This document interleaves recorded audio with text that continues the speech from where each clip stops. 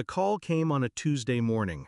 "We're so excited for the wedding at your beach house," my sister gushed, her voice sugar-coated with entitlement. My beach house, the place I bled for, sacrificed for, starved myself of vacations and luxuries just to own. And there she was, claiming it as if I'd signed it over. I didn't argue, I didn't correct her, I just let her words hang. And in that silence, the plan began forming. Hashtag. When I was a child, I watched my parents treat ownership like a collective game. "What's yours is ours," they'd say. It sounded warm then. It rotted as I grew. Every paycheck I earned as an adult was treated like a family fund. My success wasn't mine, it was theirs. When I bought my first car, my brother borrowed it until it was dented. When I rented my first apartment, they crashed on the couch for weeks. Gratitude? None. So when I finally bought the beach house, keys cold in my palm, waves crashing outside the windows, I made a vow. This one thing would be mine, not ours, mine. But greed never respects boundaries. It started with whispers. My cousin slipped, mentioning how the wedding at the beach will be perfect. I frowned, pretended I didn't understand. Then the group text arrived, photos of floral arrangements, catering menus, seating charts, all captioned, "For the beach house." My beach house. Not one word to me, not one question. They didn't even ask. They assumed. Assumption is the sharpest insult. It declares ownership without consent. I scrolled through the messages in silence, pulse steady, jaw locked. They thought they had me cornered. They thought family obligation was a chain, but I had cut those chains long ago. I didn't rage. Rage wastes time. I strategized. Let them dream. Let them plan. Let them order cakes and book photographers. The deeper they invested, the sharper the break would feel. I picked up the phone and called my realtor. "List the property for short-term rental," I said.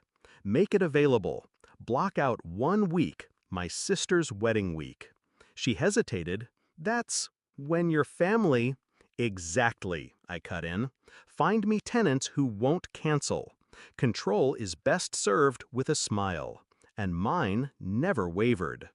The booking confirmed within days. A family from out of state, thrilled to spend their vacation on the sand.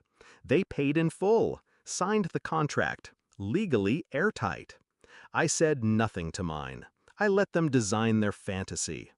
Every so often my sister called with updates, speaking as though I were part of the committee. "The chairs will look perfect near the dunes," she said. "You'll love the arch we're building."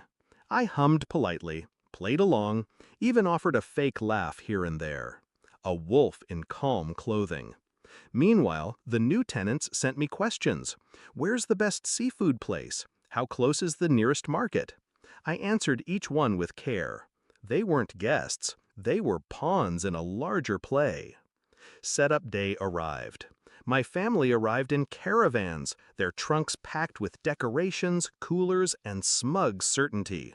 I wasn't there. I didn't need to be. The tenants were. They had arrived early, settled in, beach towels draped over the railing, music spilling faintly from a speaker. My sister stormed up the porch, confusion clouding her face. She rattled the door, only to find it locked from the inside. The tenant opened it halfway, bewildered. "Can I help you?" he asked. "This is our venue," she snapped. The man shook his head. "No, this is our rental, paid in full." Silence dropped heavy. Then chaos. Voices rose, panic laced with disbelief. They called me. I answered on the second ring. "There must be some mistake," my mother shouted. "No mistake," I said evenly.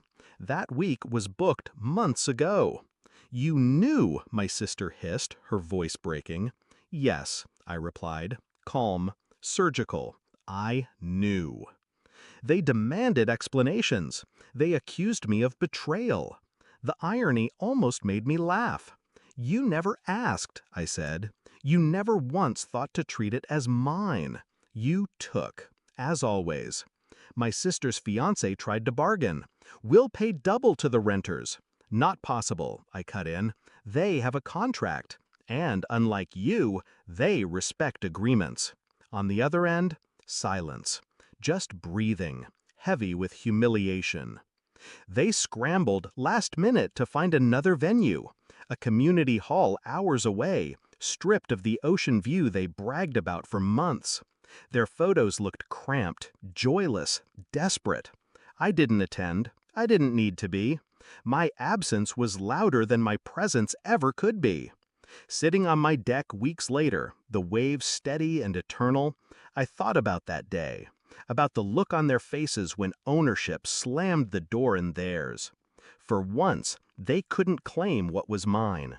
For once, they couldn't twist yours into ours. They wanted a wedding at my beach house. What they got was a reminder what's mine will never be theirs.